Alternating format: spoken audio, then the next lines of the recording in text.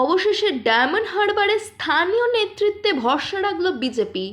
ওখানকার ভূমিপুত্র ও বিজেপি প্রাক্তন জেলা সভাপতি শ্রী অভিজিৎ দাস লোকসভায় নির্বাচনে প্রার্থী করল তৃণমূলের প্রার্থী অভিষেক ব্যানার্জির বিপক্ষে। তিনি এই মুহূর্তে রাজ্য বিজেপি সদস্য। লোকসভায় বিজেপি প্রার্থী অভিজিৎ দাসের ওরফে ববি নাম ঘোষণার পর বললেন, অভিষেককে এক শ্রেণীর মিডিয়া বাগ বানিয়ে রেখেছে।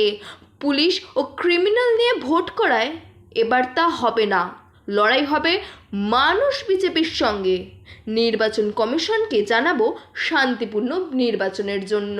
বন্দ্যোপাধ্যায়কে আপনি যে প্রার্থী হয়েছেন সেই কথাটা শুনে তাচ্ছিল্য করছে, গুরুত্বই দিচ্ছে না, কি বলবেন? হাতি চলে বাজার में কুত্তা ভোকে হাজার, সাধুর কা দুর্ভাব নেই জমনেন্দর সংসার। ও কি বললো তার জন্য কি তার উত্তর দিতে হবে আমাকে? আপনারা মিডিয়া পার্সনরা ওকে টাইগার বানিয়েছেন। ও মিডিয়া টাইগার ছাড়া কি ওর কি আছে বলুন তো? কি আছে? কোয়ালিফিকেশন, ডেডিকেশন, এক্সপিরিয়েন্স কিছু আছে?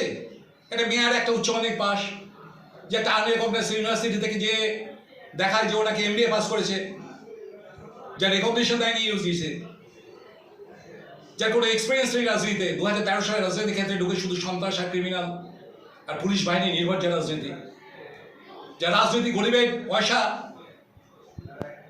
চুরি করে কিভাবে নিজে আরো বড় লোক হবো, আরো বড় লোক হবো, আরো বড় লোক হবো, যার পরিবার স্মাগলিং কেসে ধরা পড়ে, সিবিআই তদন্ত করছে, তাকে আপনারা বাদ করতে পারেন? আমি মনে করি না যে ওর কিছু আছে।